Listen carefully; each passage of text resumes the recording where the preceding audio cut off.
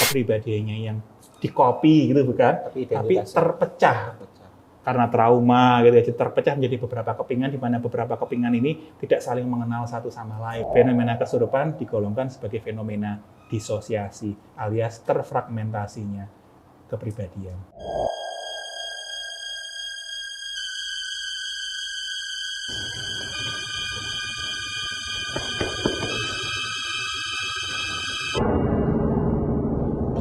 Psikologi, podcast asik pakai psikologi.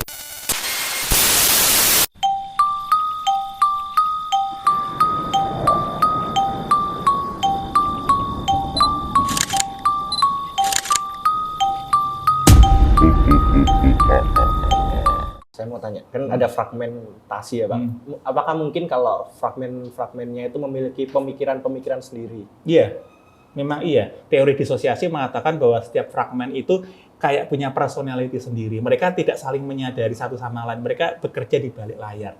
Maka salah satu terapinya ya untuk untuk menolong identitas disosiatif ini, untuk menolong kepribadian ganda ini pakai istilah lama itu, adalah dengan menyadarkan fragmen-fragmen kepribadian ini akan kehadiran satu sama lain.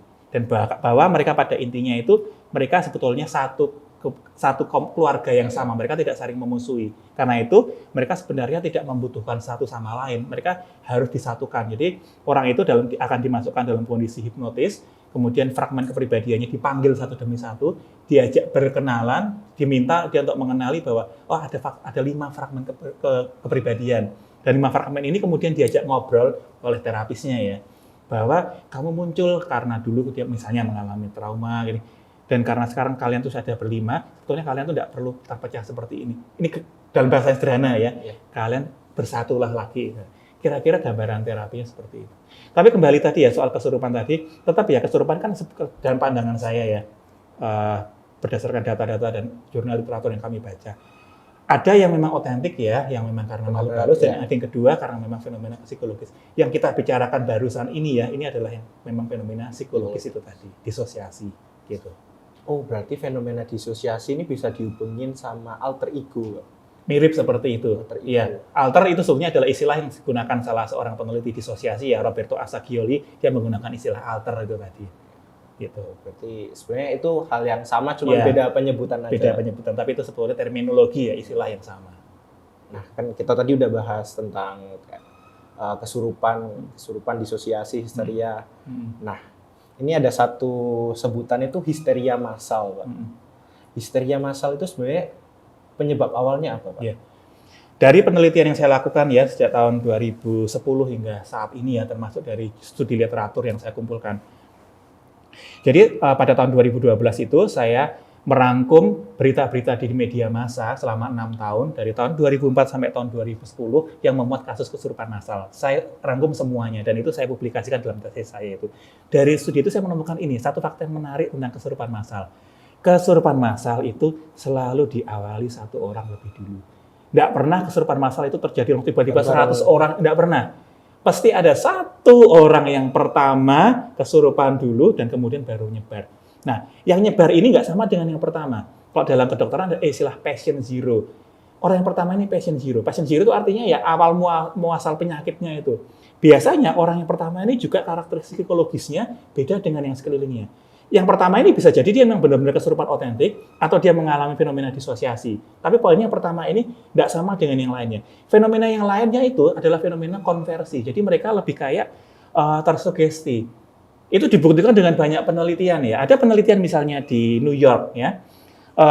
Jadi para peneliti itu secara tidak etis sebenarnya ya, dalam sebuah konser musik klasik ya, mereka sengaja memasukkan suara-suara lolongan serigala. Nah, kita tahu ya kalau konser musik itu umumnya para audiensnya memang menikmati itu dan mereka konsen ya.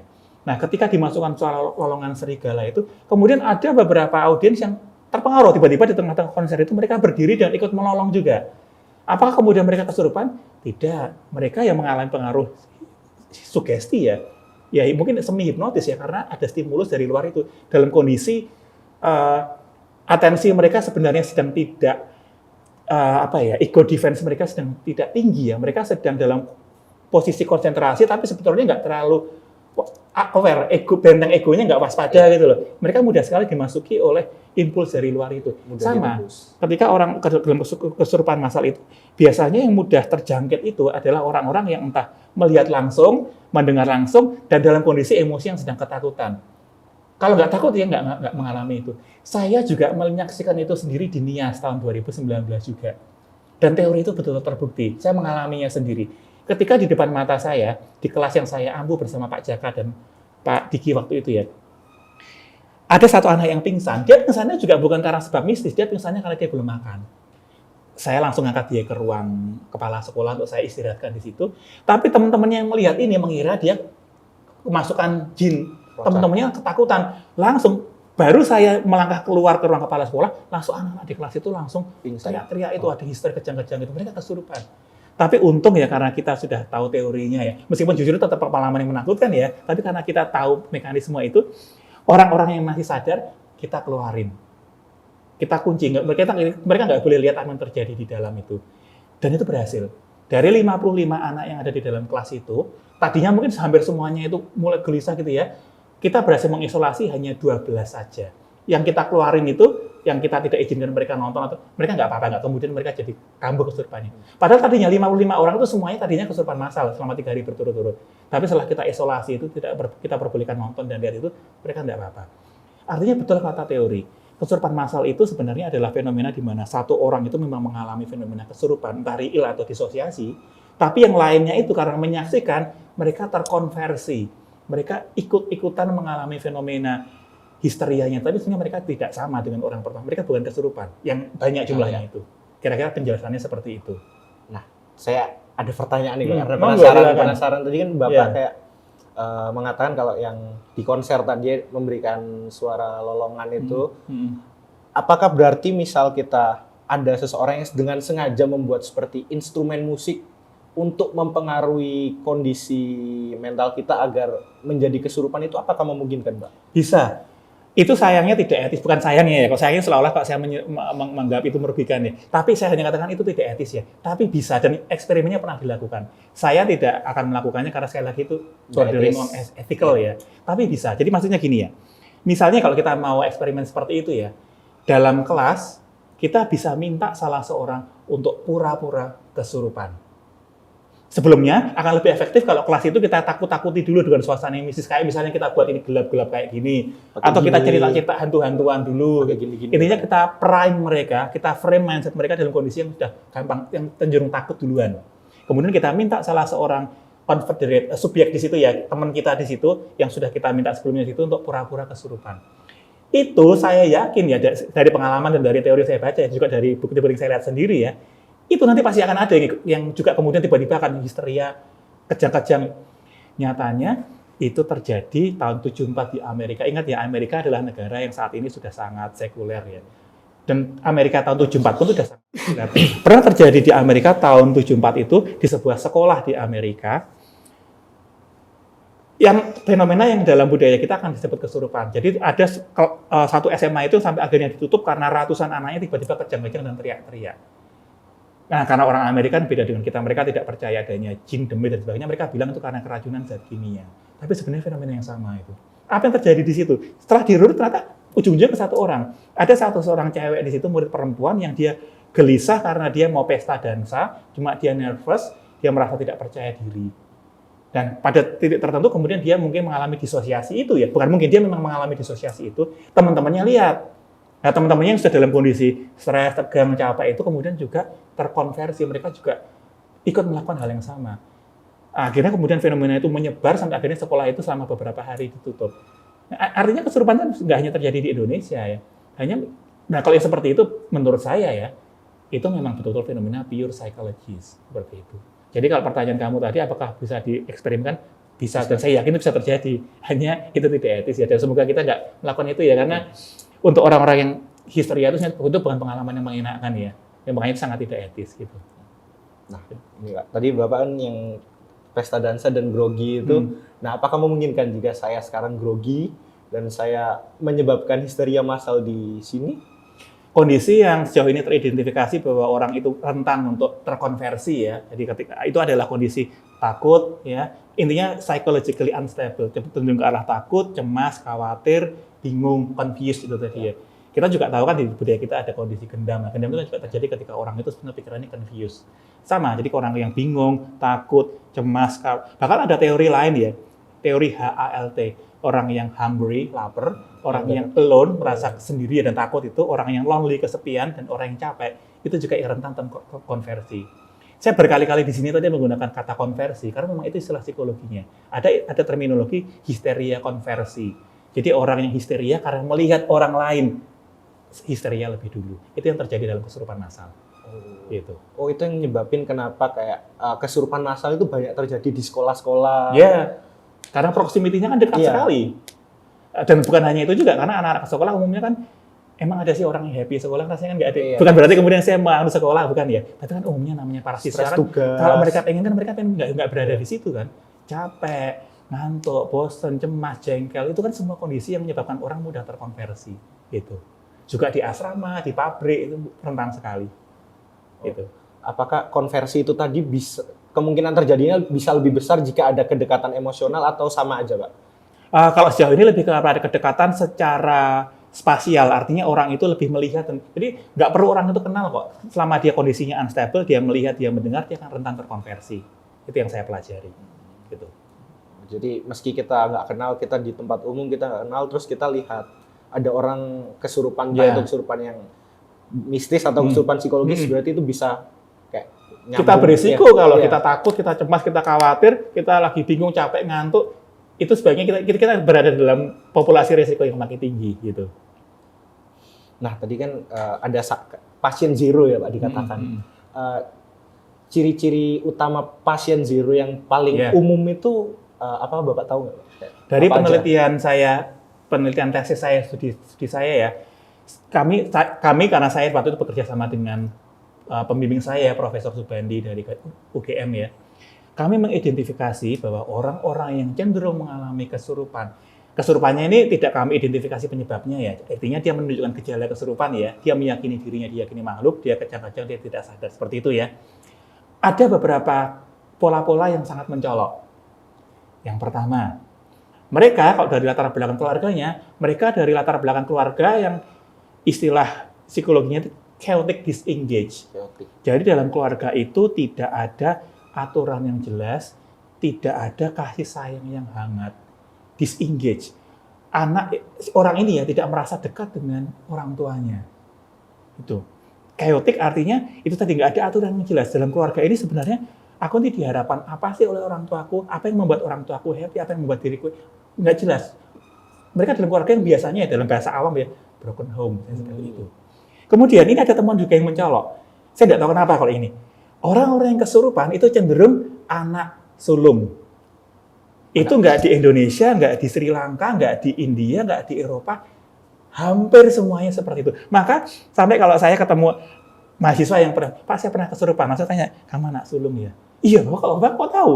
Ya karena memang seperti nggak semuanya sih ya, tapi mayoritas itu sulung atau yang dia diposisikan sebagai anak sulung. Maksudnya dia mungkin anak kedua, tapi anak yang pertama itu misalnya dia punya disabilitas atau mungkin berada di penjara atau sudah meninggal dunia, sehingga si anak kedua itu akhirnya ditempatkan sebagai anak sulung.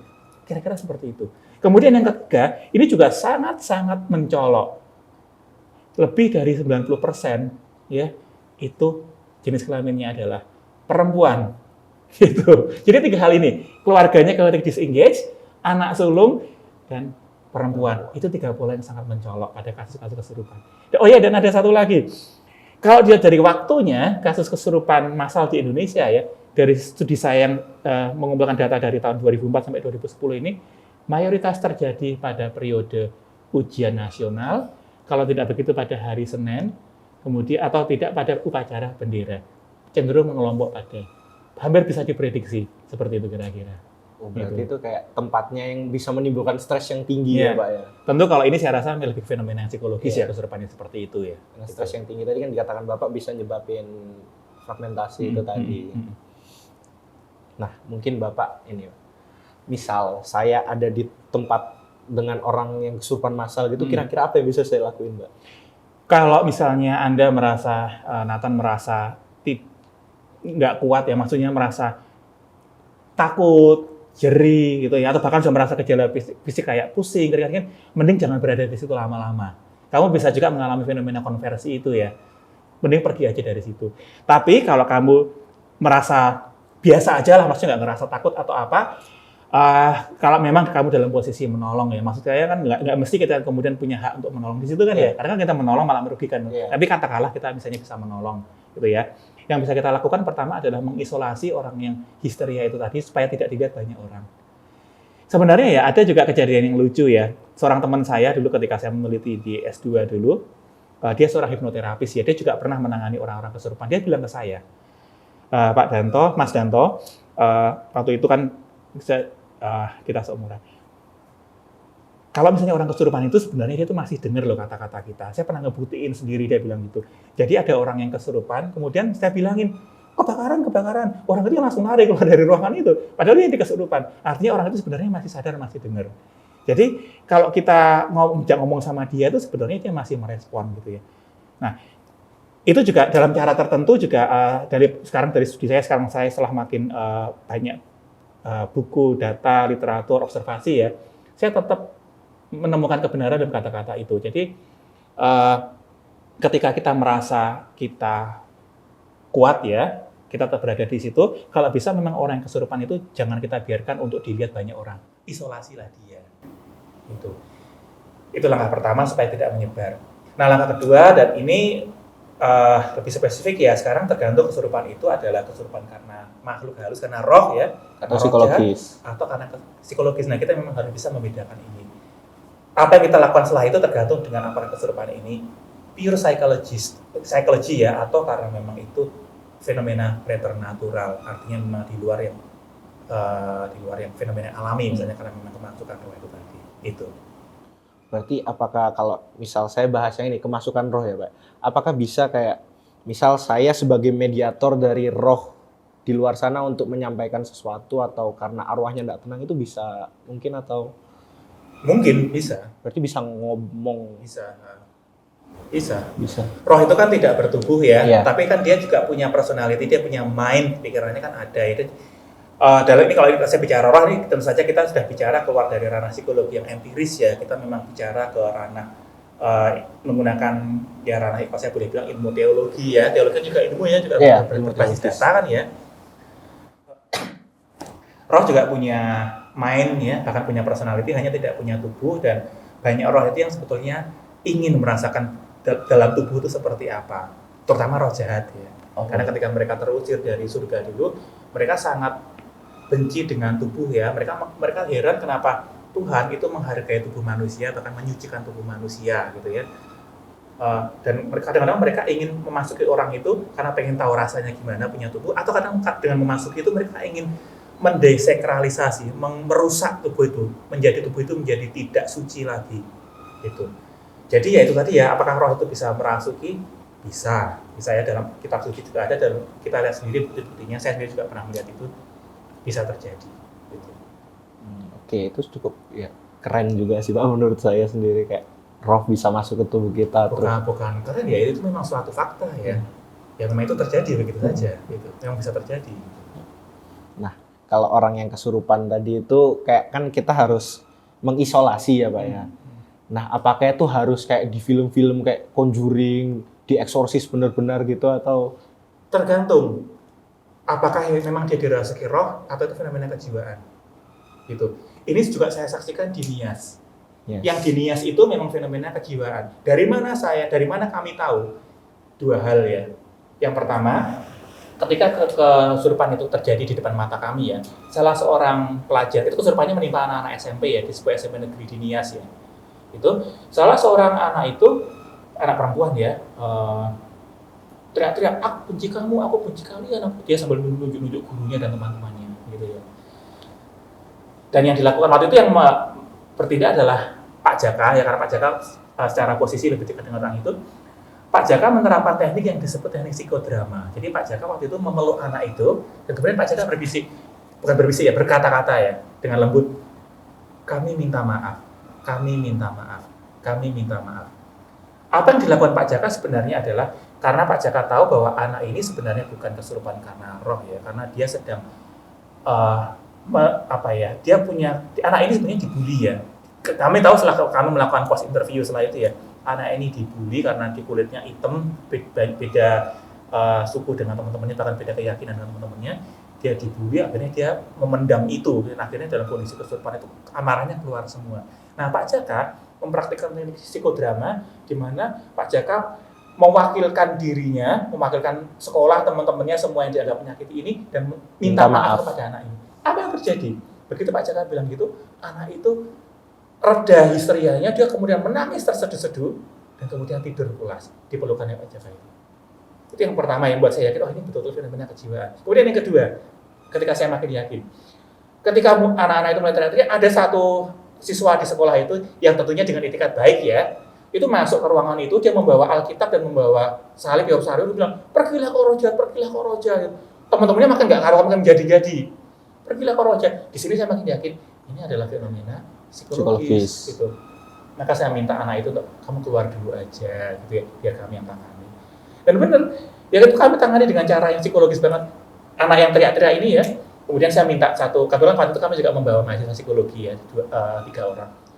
Memegangi dia dengan lembut dari belakang itu, kemudian setelah dia makin tenang gitu, saya bilang, saya sengaja ngajak ngomong dia apa adanya ya, kamu ini saya mau bikinkan kamu minum apa, teh anget, apa jeruk anget. Saya sengaja ajak pikiran sadarnya itu, karena itu kan ketika dia, itu kan disosiasi ya, dia terpercaya. Saya berusaha ngajak pikiran yang sadar, korteks depannya itu tadi. Dia menjawab, teh anget. Loh, kamu nih kalau pulang biasanya diantar siapa? Bapak. Saya selalu tanya seperti itu. Akhirnya ini kebetulan saya ada permen. Kamu mau permen yang apa? Yang pedas atau yang mint? Gitu. Yang mint. Saya kasih. Dan dia bisa makan permennya. Akhirnya lama-lama dia sadar kembali. Saya lakukan itu 2 kali ya. Yang satu adalah ketika di psikologi sendiri, pernah juga ada mahasiswa kita yang kesurupan, saya tidak perlu tuliskan siapa ya. Dan saya lakukan hal yang sama. Saya masuk ke, waktu itu dia ditidurkan di ruang BEM di bawah itu yang ada satu. Saya pegang kepalanya. Saya sebut nama dia. Sebut aja namanya Rina gitu ya. Rina, ini ada Pak Danto. Rina nggak sendirian di sini. Dia langsung nangis gerung-gerung, gitu. Rina tenang aja, setelah ini Rina saya temenin dulu, nggak usah takut, saya tepuk kepalanya gitu. Ya lama-lama akhirnya tenang, dan setelah tenang saya ajukan pertanyaan sama, Rina habis ini mau minum apa? Mau minum teh hangat, atau mau minum sirup? Dia jawab minum teh hangat. Lama-lama akhirnya sampai dia sadar pulih sepenuhnya.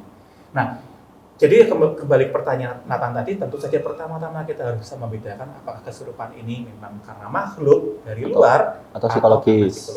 Gitu. Nah, berarti kalau gitu kesurupan psikologis itu bisa dinetralkan itu dengan pendekatan psikologis. Iya, seperti kayak memberikan kehangatan dari memberikan kehangatan untuk tidak memperlakukan seolah-olah itu memang makhluk halus ya. Jadi kalau memang kesurupannya psikologis loh ya, itu malah biasanya akan makin buruk ketika kita berikan pendekatan keagamaan. Bedanya adalah di situ. Justru misalnya ketika kita ngajak dia ngobrol, kita minta dia untuk minum, istirahat, pendekatan-pendekatan yang biasa lah gitu, kita malah mempan. Kebalikannya, kalau kesurupan itu karena betul-betul karena makhluk dari luar, karena roh jahat itu, pendekatan psikologis nggak akan mempan. Justru pendekatan yang berbasis spiritual yang bisa. Bedanya adalah di situ.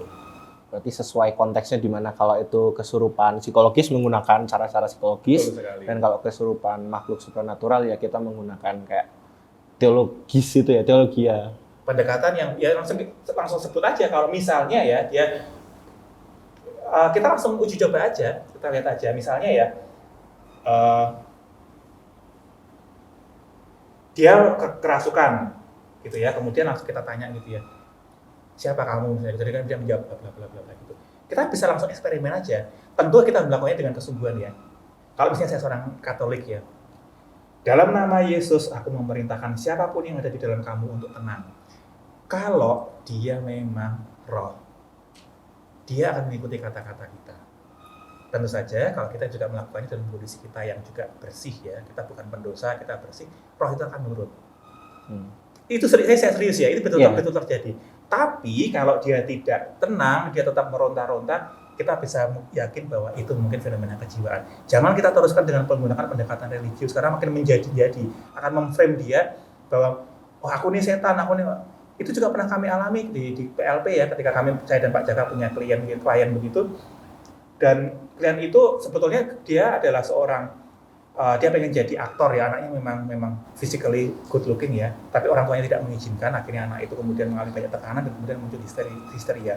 Sayang yang dilakukan para penyembuhnya waktu itu adalah mereka meyakini itu setan gitu ya, sehingga ketika dia mulai gelisah, dia mulai keringat dingin, langsung dipanggilkan pemuka agama dan langsung bilang, wah yuk setan, kamu pergilah kamu. Nah, anak ini yang pengen jadi bintang film, pengen jadi aktor, diposisikan dalam frame di mana aku ini setan, setan, ya dia kan jadi setan dong, itu yang terjadi. Nah, ketika kami menyadari dinamika itu, kami bilang, kamu bukan setan, kamu nggak perlu melawan diri kamu sendiri. Yang terjadi itu adalah diri kami sendiri. Karena kami yakin ya bahwa itu saat kami itu kamu sudah yakin betul ya bahwa itu memang bukan. Karena apa? Karena kenyataannya kan dia sudah pernah disibukkan dengan cara sesuai keagamaan, dia kan nggak berhasil ya. Wah, ini berarti fenomena kejiwaan. Akhirnya kami ajukan adalah ini, berani menerima diri sendiri, memperbaiki relasi dengan orang tua. Anak itu ya pulih akhirnya, dan dia nggak pernah mengalami fenomena itu. Sekarang dia sudah sehat-sehat kembali. At least info yang kami dengar seperti itu. Itu.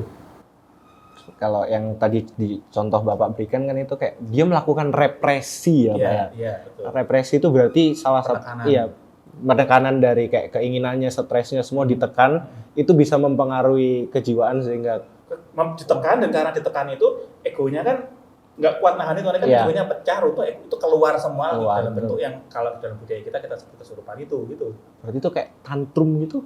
Ya tantrum ekspresinya ya, marah-marah ya, bentuknya bisa kayak tantrum gitu. Berarti Bapak ini cukup banyak untuk mengalami peristiwa-peristiwa kesurupan gitu ya? Karena dengan sendirinya meneliti itu ya, sejak tahun 2010 mau tidak mau ya harus ya dengan sendirinya pasti berkontak dengan seperti itu ya. Meskipun awalnya juga saya sendiri tidak bukan pilihan saya sendiri saya meneliti fenomena ini, dulunya kan dijerumusin dosen saya. Tapi ya akhirnya sampai sekarang ya meneliti ini gitu. Nah, mungkin Pak, apakah ada peristiwa kesurupan yang paling berkesan untuk Bapak atau mungkin yang paling mencekam? Ya yang di Nias tahun 2019 itu ya, ketika kami jauh dari rumah ya, jauh dari sumber daya yang ada, kan berhadapan betul dengan 55, nggak cuma satu ya, tapi 55 pelajar SMP yang mengalami kesurupan gitu ya. Dan di pundak kami tersemat beban yang cukup berat sebenarnya dari sekolah itu meminta kami untuk bisa menolong anak-anak itu. Ya akhirnya yang kami lakukan adalah memberikan pelatihan untuk mengelola stres itu selama 3 hari itu, dan ketika kesurupan yang terjadi lagi itu, kami bisa mencegah tidak perlu 55-nya kesurupan lagi, hanya 12 saja. Ya, kami menerapkan pendekatan psikologi dia sehingga 12 orang itu bisa kami isolasi, dan akhirnya 12 itu juga hanya dalam waktu nggak sampai sejam mereka sadar kembali semuanya. Itu juga kami makin yakin bahwa yang terjadi di sekolah itu memang murni fenomena psikologis gitu. Nah, dari obrolan kita yang panjang tadi itu mungkin akan saya simpulkan ya Pak ya, bahwa kesurupan itu bisa saja gangguan supranatural itu tadi dan gangguan psikologis. Bukan supranatural ya, preternatural. Preternatural. Ada sedikit beda itu. Oke.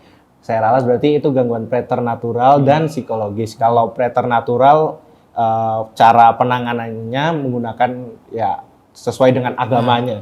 Pendekatan preternatural kita atasi dengan pendekatan supranatural. Boleh saya kasih sedikit beda-bedanya ya. Preternatural itu merujuk kepada sesuatu yang di luar alam. Kalau supra itu di atas ya, di atas yang alami. Roh jahat, iblis, demit, mereka bukan makhluk supranatural, mereka makhluk preternatural. Bedanya adalah begini. Kalau kita bicara itu ya, kita bicara soal dimensi di mana Tuhan memberikan kekuatan kepada masing-masing ciptaannya. Kalau dari dimensi urutan ciptaan, kita manusia ini lebih di bawah mereka itu, di bawah fallen angels itu, di bawah iblis atau roh jahat. Karena kita diciptakannya belakangan dari mereka. Mereka diciptakan dengan kecerdasan yang lebih luar biasa. Tapi kalau dari order of grace, tadi kan order of creation. Creation. Dari order of grace kita lebih tinggi daripada mereka yang sudah jatuh ini. Apalagi kita yang dalam keyakinan Kristiani itu, kita yang menerima Kristus sebagai juru selamat, kita yang dibaptis dengan darah Kristus itu, dengan order of grace, dengan rahmat dari Allah itu, kita lebih kuat daripada makhluk-makhluk itu. Makhluk-makhluk itu preternatural, tapi kita memperoleh kekuatan supernatural dari Tuhan untuk bisa mengontrol mereka. Tentu dengan catatan kita sendiri harus bersih. Maka para eksorsis itu sebelum mengusir setan, mereka selalu mengaku dosa lebih dulu supaya mereka bisa punya kendali. Nah, kalau kita punya kendali atas makhluk-makhluk itu, kita bisa meminta mereka untuk pergi dan mereka akan menurut. Oke. Itu untuk yang tadi yang preternatural dan supranatural. Untuk yang psikologis berarti menggunakan kayak yaitu memberikan kenyamanan, kehangatan, kayak pengertian kepada mereka gitu ya Pak ya. Kita sendiri harus tenang lebih dulu. Iya. Jangan kita panik. takut. Kalau kita takut nggak usah kita yang nangani, minta orang lain aja. Oke. Dan ada satu lagi untuk tips untuk yang para pendengar di sini ya. Orang yang mau kesurupan itu biasanya ada ciri-cirinya ya. Mereka kan cenderung merasa pusing, keringat dingin. Biasanya keringat dingin itu ya. Kadang yang sering dikatakan adalah mereka ingin muntah, pusing, keringat dingin, muntah. Nah kalau teman-teman mengadakan acara, misalnya acara mahasiswa, acara sekolah rame-rame gitu, dan ada satu peserta yang menunjukkan gejala-gejala seperti itu, suruh dia istirahat dan jangan dia tetap dibiarkan dalam kerumunan. Karena itu nanti akan memicu fenomena disosiasi gitu. Oke, saya akan mungkin mengulang itu tadi kayak mungkin kita harus kalau ada yang kesurupan kalau kita tidak kuat kita harus mengisolasi diri kita terlebih dahulu ya, dan meminta yang lebih tenang ya. Iya, intinya lebih tenang untuk itu dan kita harus sebisa mungkin memberikan kehangatan agar kalau kesurupan nyaman, rasa tenang, aman gitu pada orang itu. Untuk orang yang mengalami kesurupan psikologis tersebut. Nah, oke Pak, saya sedih banget tapi kita harus bisa. Iya, Pak. Oke, memang banyak kok materi. Nggak mungkin dicakup dalam satu sesi ini aja. It's okay. Terima kasih Pak Danto telah hadir. Kalau misalnya mungkin saya juga bicaranya panjang lebar. Iya. Gitu. Jadi Sobat Asik, sebelum sesi ini berakhir, aku akan mengumumkan pemenang mini quiz dari episode sebelumnya.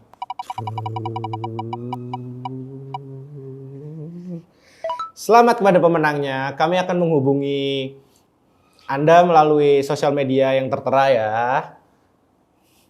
Nah, teman-teman, jangan bersedih nih karena kita sudah sampai di penghujung video podcast kali ini. Nah, Sobat Asik jangan lupa isi mini quiz di description video di bawah ya. Dan jangan lupa like, comment, share, and subscribe. Peka Psikologi, podcast asik pakai psikologi.